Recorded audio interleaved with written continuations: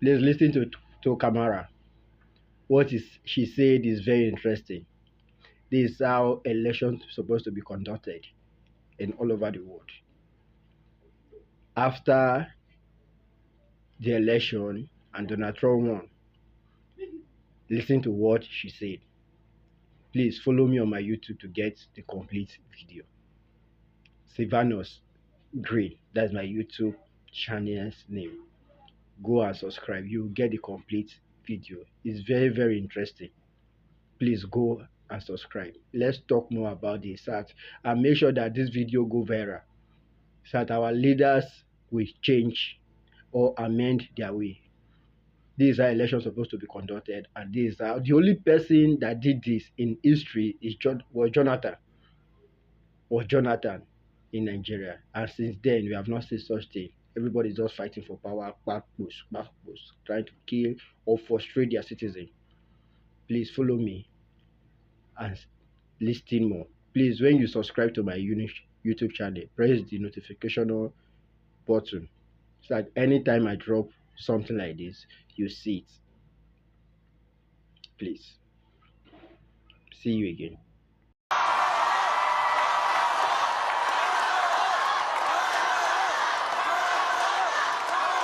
Good afternoon, everyone. Good afternoon. Good afternoon. Good afternoon. Thank you all. Thank you, thank you. Thank you, thank you. So let me say, and I love you back. And I love you back. So let me say, my heart is full today.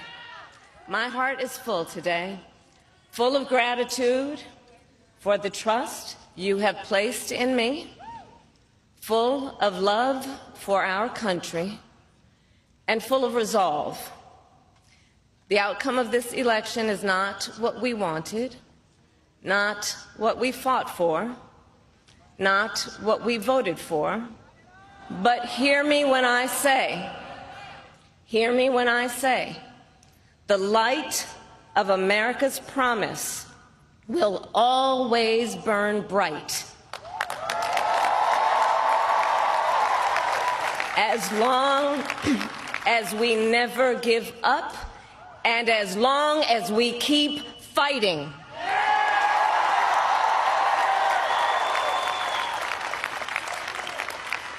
To my beloved Doug and our family, I love you so very much. To President Biden and Dr. Biden, thank you for your faith and support. To Governor Walz and the Walz family, I know your service to our nation will continue. And to my extraordinary team, to the volunteers who gave so much of themselves, to the poll workers and the local election officials, I thank you all. Look, I am so proud of the race we ran and the way we ran it. Over the 107 days of this campaign, we have been intentional about building community and building coalitions, bringing people together from every walk of life and background, united by love of country with enthusiasm and joy in our fight for America's future. And we did it with the knowledge that we all have so much more in common than what separates us. Now, I know folks are feeling and experiencing a range of emotions right now. I get it. But we must accept the results of this election. Earlier today, I spoke with President-elect Trump and congratulated him on his victory. I also told him that we will help him and his team with their transition, and that we will engage in a peaceful transfer of power.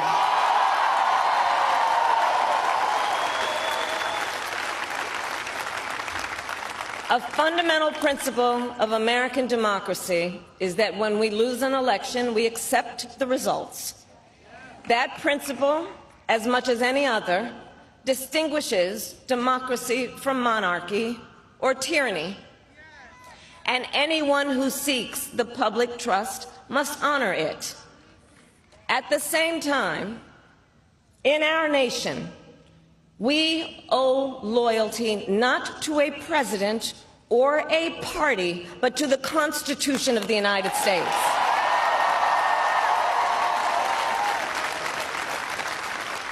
And loyalty to our conscience and to our God. My allegiance to all three is why I am here to say, while I concede this election, I do not concede the fight that fueled this campaign.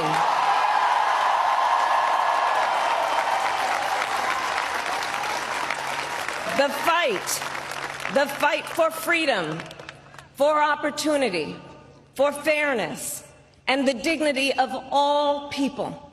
A fight for the ideals at the heart of our nation, the ideals that reflect America at our best. That is a fight I will never give up.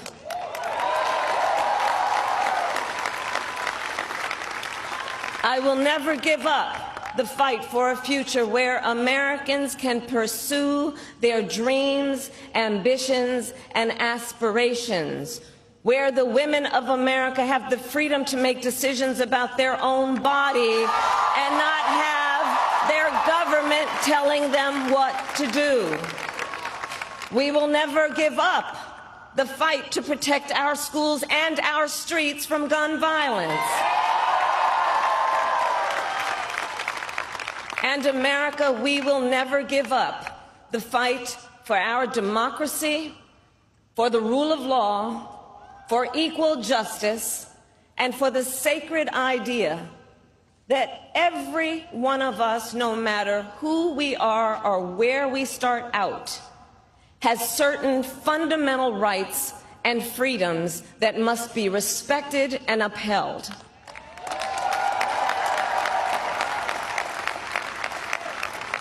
And we will continue to wage this fight in the voting booth, in the courts, and in the public square. And we will also wage it in quieter ways, in how we live our lives, by treating one another with kindness and respect, by looking in the face of a stranger and seeing a neighbor, by always using our strength to lift people up, to fight for the dignity that all people deserve. The fight for our freedom will take hard work, but like I always say, we like hard work. Hard work is good work. Hard work can be joyful work. And the fight for our country is always worth it. It is always worth it.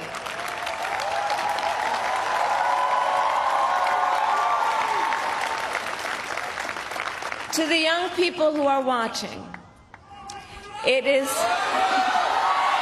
I love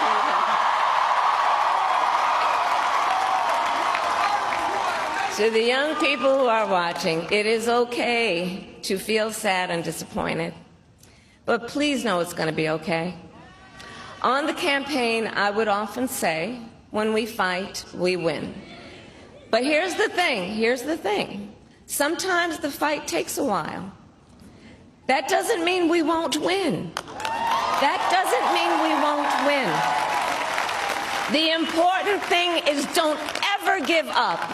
Don't ever give up. Don't ever stop trying to make the world a better place. You have power.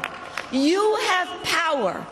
And don't you ever listen when anyone tells you something is impossible because it has never been done before.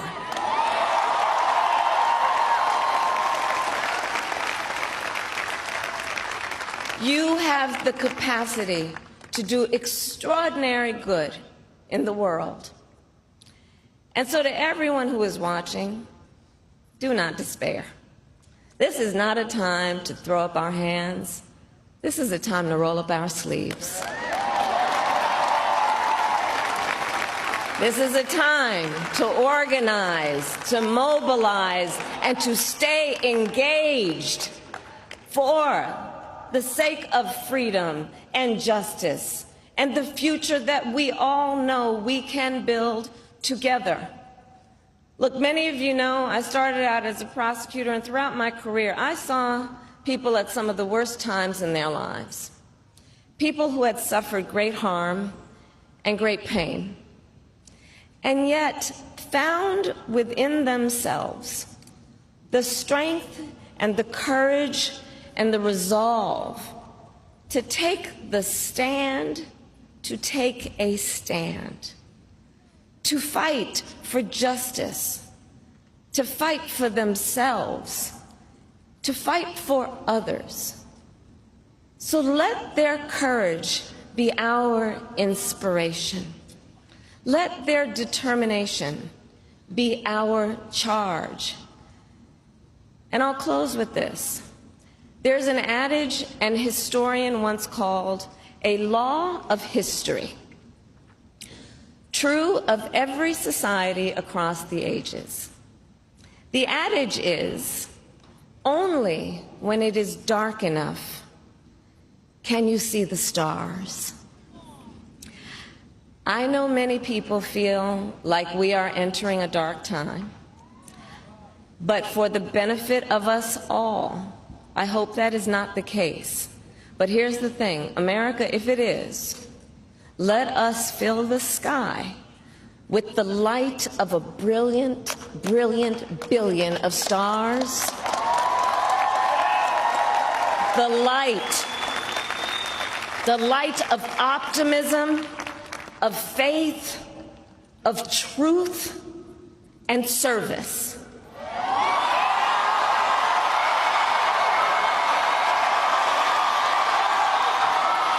HU.